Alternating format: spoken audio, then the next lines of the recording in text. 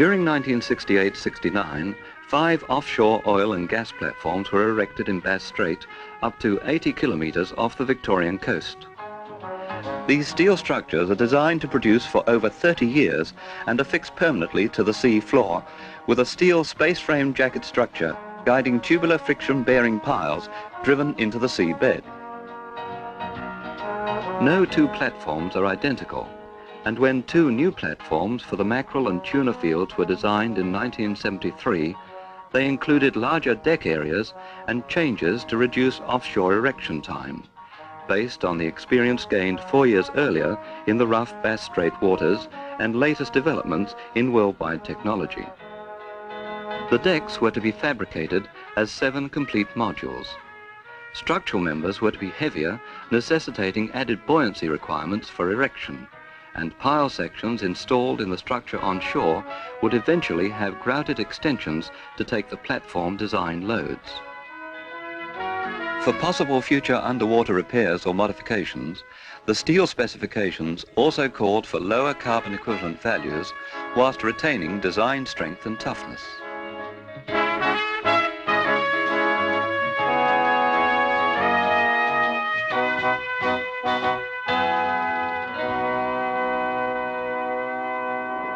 At the mills, 2 special grades of steel were devised to economically meet the design requirements. The first, for general structural members, was a modification of a 250 megapascal yield strength steel to the Australian notch ductile steel standard. It specified 0.18% maximum carbon content in ladle analysis in lieu of a normal 0.20%. Mechanical property requirements of the finished product had to meet basically the same minimum requirements as in the normal notch ductile steel standard. 1 tensile test was performed on at least each 40 tons of plate per heat, or for each plate thickness produced from a heat. Generally, all the steel was made by the basic oxygen process. As the major structural members in the platforms were to be tubulars, most heat compositions were controlled to produce the required properties for flat plate as the first step towards fabrication. The second steel was for node points and members in the structure which were to be highly stressed at some time during its construction or service. This steel had a yield strength of 350 megapascals and was a modification of steel standards for pressure vessel plates. The maximum carbon content in ladle analysis was 0.20% in lieu of the more normally specified 0.22%. 1 tensile test from each plate produced was required. 3 test pieces were also to be cut at right angles to the normal rolling direction of each plate to test for the energy level requirements in the specification.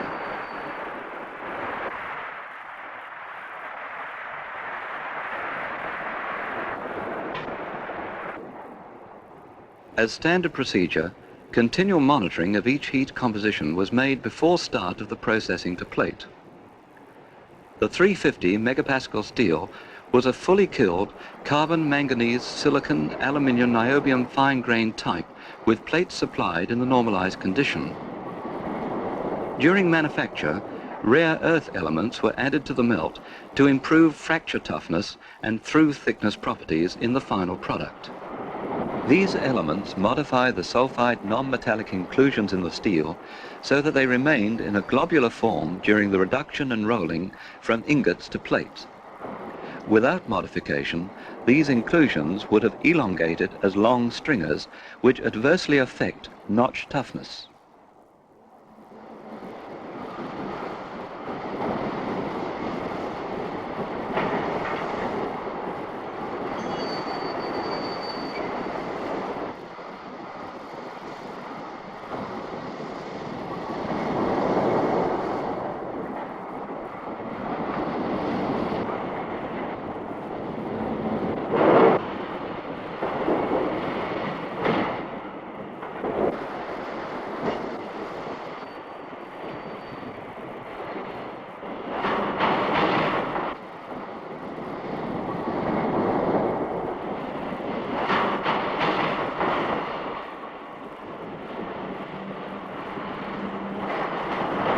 Plates were required with thicknesses ranging from 10 millimeters to 50 millimeters.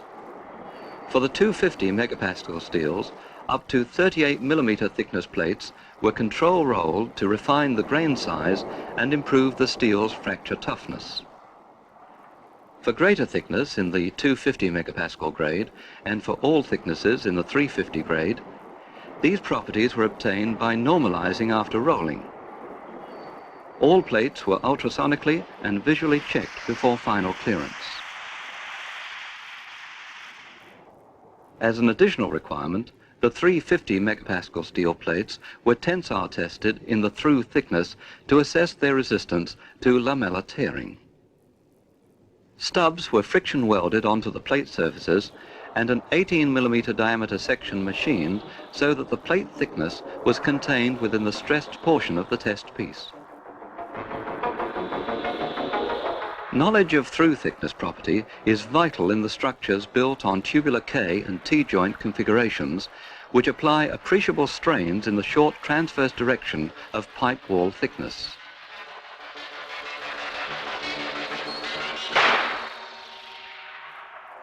The criteria used as a success was that the 18 millimeter test section should have achieved a reduction of area greater than 20% upon fracture. Plates not achieving this result were selectively fabricated into the structure away from node point areas. The 350 megapascal steel plates produced for mackerel and tuna platforms proved to have averaged at a 40% reduction in area on test, and only 9% of plates had to be specifically placed away from node joints. Completely meeting specifications, the plates could now be delivered to the tubular fabricator. Tubulars, as a structural member, have the best strength-to-weight ratio for application under both compressive and tensile loading. Trimming and cutting the plate was just the first precision step, and a heating flame removed scale moisture before the bevel cut was made.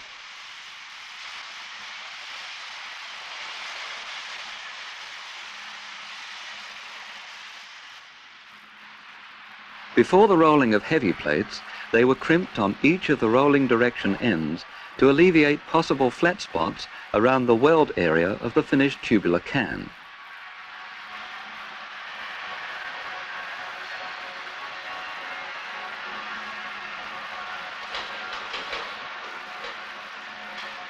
The bulk of mackerel and tuna thicker wall tubulars were cold deformed on these horizontal bending rolls. The moving top roll, activated hydraulically, provided a force of up to 550 tons to produce can lengths of about 3 meters.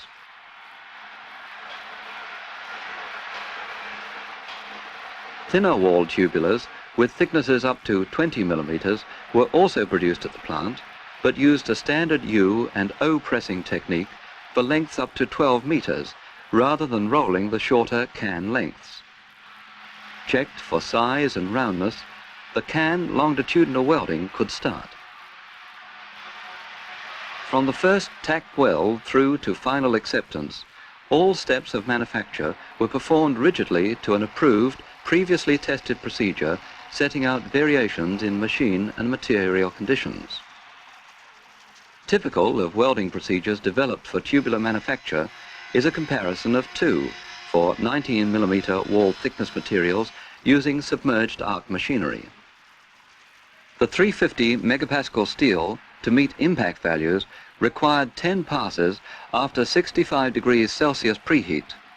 The internal fifth pass removed possible root defects, and final passes tempered the heat-affected zone to specification requirements.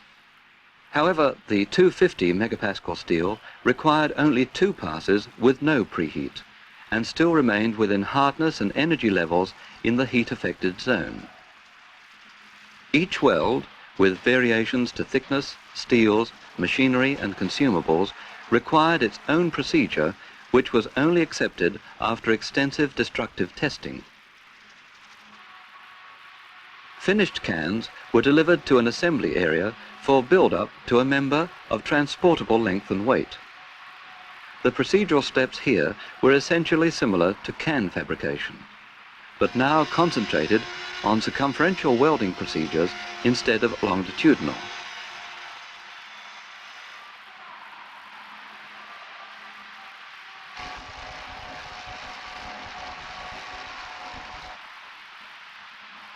Here it was the workpiece that rotated, with the welding machinery stationary.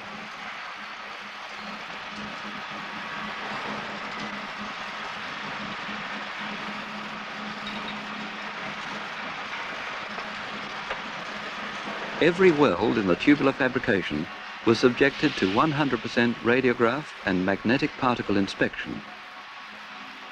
Repairs were generally of a minor nature, due primarily to adherence to the tested procedures.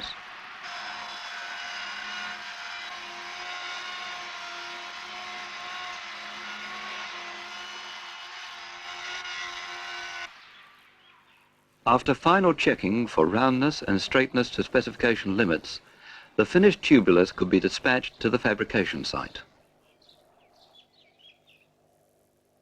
The major part of the platform structures, the jackets, were assembled at Barry Beach on the Victorian coast. The basic procedure adopted for fabricating the jacket remained the same as for the first Bass Strait platforms built at Barry Beach 7 years earlier. Firstly, wherever possible, straight circumferential butt welding was made on automatic equipment with flexibility to accommodate up to 20 different pipe diameters, each with possibly 5 different wall thicknesses and one of 2 types of steel. Initially, the 9 to 12 meter lengths of tubulars were usually triple jointed or brought to design lengths in the case of main legs and piling. Bracing material was then cut to exact length and profile using a standard cardboard template marking technique.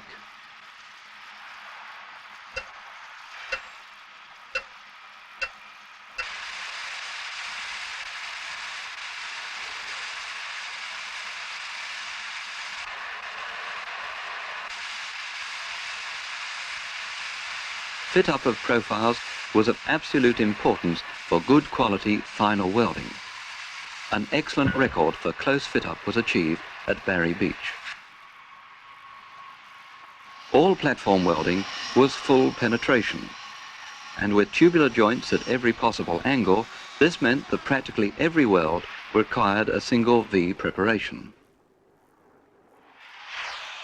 Because the assembly work did not lend itself to set automatic equipment in a controlled environment, preheat to 120 degrees Celsius was rigidly applied for all welding, and for the 350 megapascal steels, interpass temperatures up to 100 degrees Celsius were maintained.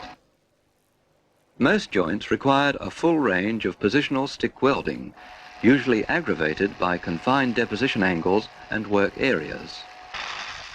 All welding was to AWS Structural Welding Code D1.1. Every welder was qualified to Part C of the code by welding to 3-position plate tests and the 6G position pipe test using low hydrogen electrodes. Root beads were generally run using a special E7016 electrode with E7018 used for hot pass, filler and cap runs. For low-stress areas of the structure, where high deposition rates were required, a flux-cored wire welding procedure was developed. The wire was low hydrogen 2 mm diameter and was deposited with about 200 amps. Additional on-the-job training was also undertaken. The training program emulated the approved welding procedure for node joints with built-in bad fit-up. The qualified procedure called for a build-up on the main member to ensure a smooth weld profile from the intersecting brace member, as well as to build up to an acceptable gap for the final root bead run. All welding was uphand with a large gap to train for extreme situations. Rarely did field welds approach this situation, and results after training led to very few problems encountered at the root of the weld. All welds were subjected to full inspection with the full range of non-destructive inspection techniques being employed. Ultrasonics proved invaluable in achieving full-depth inspection of every weld. Overall, very few welding problems were encountered on the job and repair rates were low. This was achieved by adhering to good basic welding practices, taking into consideration every factor that goes into achieving a full-strength weld.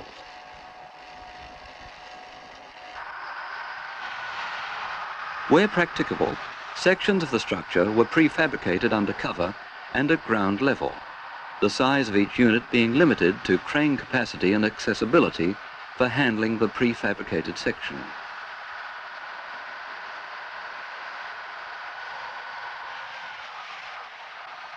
At the final assembly site, the emphasis was on completion at ground level of as much assembly and welding as possible. The jacket was built on its side essentially as 3 boxes.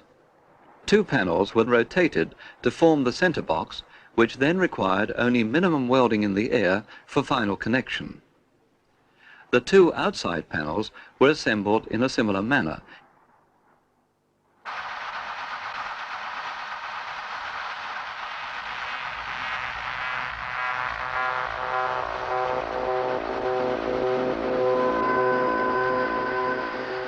With the mackerel jacket being the heaviest built at Barry Beach, a ratchet walking arrangement was adopted to provide greater stability and positive positioning during rotation.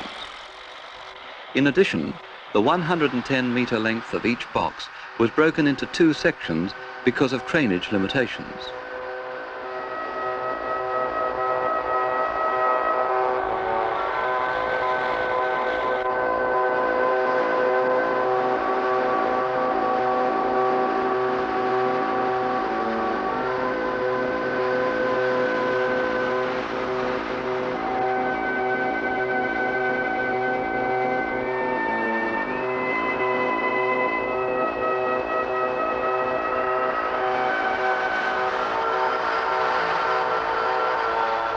The heaviest bent for rotation contained the conductor guides, through which eventually the 18 oil wells would be drilled, and then through which oil production would flow throughout the life of the platform.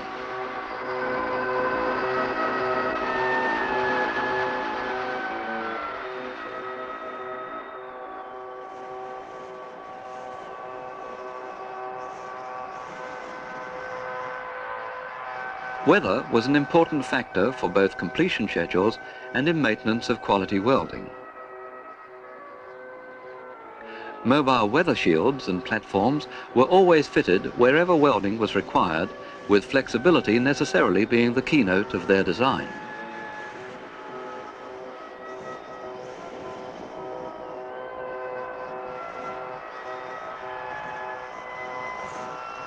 The first sections of piling were installed in the jacket during fabrication, rather than leaving them to be threaded through offshore. The mackerel jacket was completed after 18 months of fabrication at Barry Beach. Industrial action and weather had at times delayed progress.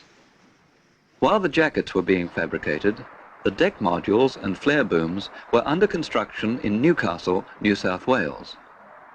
The modules were designed as 7 separate lifts to be erected directly on the top of each jacket. Structurally, the welding fabrication and inspection procedures were identical to those employed at Barry Beach. However, the major task was the installation of production equipment and pipework to last the projected life of the fields. In essence, as much installation as possible was done onshore to ensure minimum effort later offshore. At both Newcastle and Barry Beach, fabrication methods employed were not exotic or vastly different from normal industrial practice, but rigid, sustained, good engineering quality was demanded and achieved. With the jacket welded out, the task of moving over 5,000 tons of steel from land to sea began. Firstly, it had to be positioned onto the 107-meter launch barge. Pulled by the barge's 3 100-ton winches, the jacket slid at a rate of 3 meters a minute, which was the maximum take-up speed through the 18-to-1 reduction rigging system. transfer to the wharf's edge was made in 3 moves. Because of the need to handle such heavy rigging between moves, the 45-metre journey actually took 24 hours to complete.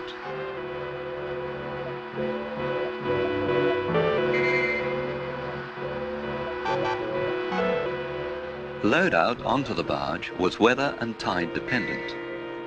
The procedure adopted was for the fully ballasted barge to drop below wharf level on a falling tide, after which, by controlled deballasting on the next rising tide, the transfer of the jacket's weight from land to sea was made with minimal stressing to the structure.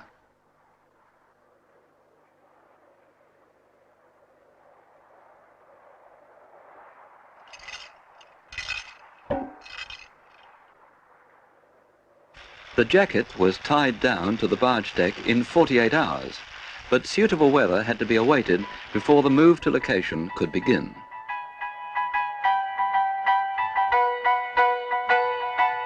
A week after load-out, the mackerel jacket set to sea, initially hugging the coast until strong winds and high seas abated. At dusk, after a 2-day journey, the structure rendezvoused with the derrick barge on location and launching operations started.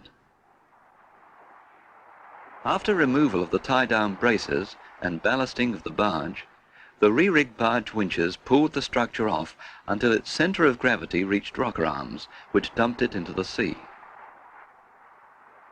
Floating horizontally, the derrick barge was then used to guide the structure to final position whilst progressively flooding bottom members.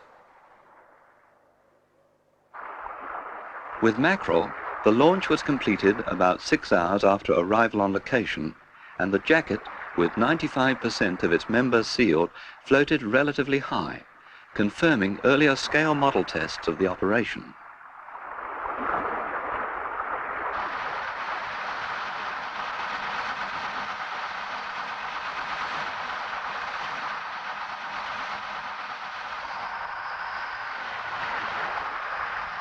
With its 8 anchors set to hold location, the derrick barge could now hook up to the top of the structure.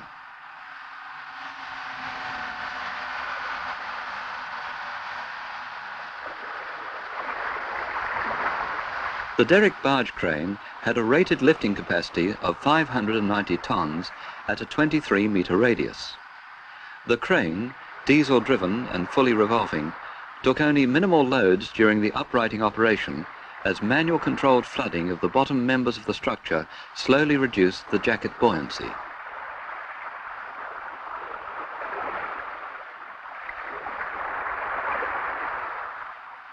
Calm seas held long enough to position the jacket on the seabed, but continually changing weather hampered progress for the next 4 weeks as pile driving proceeded. 16 pile sections installed in the structure onshore were driven 15 metres into the seabed after addition of 18-metre add-on sections.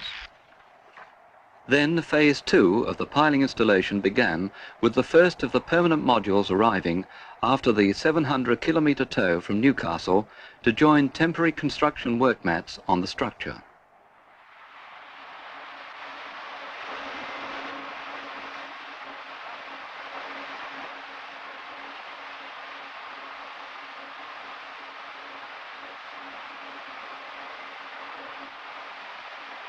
This module was specifically designed to contain all life support facilities to allow early placement on the jacket, so that drilling and grouting of deeper piling could continue without dependence on the weather-sensitive derrick barge. However, with the module in place, it meant that in June 1976, the mackerel structure was a viable, self-supporting platform, although a further 18 months would be required before being fully operational. The quality and strength deliberately built into the structure could now start supporting man for decades above the wild waters of Bass Strait, whilst he carries out the task of producing oil for Australian needs.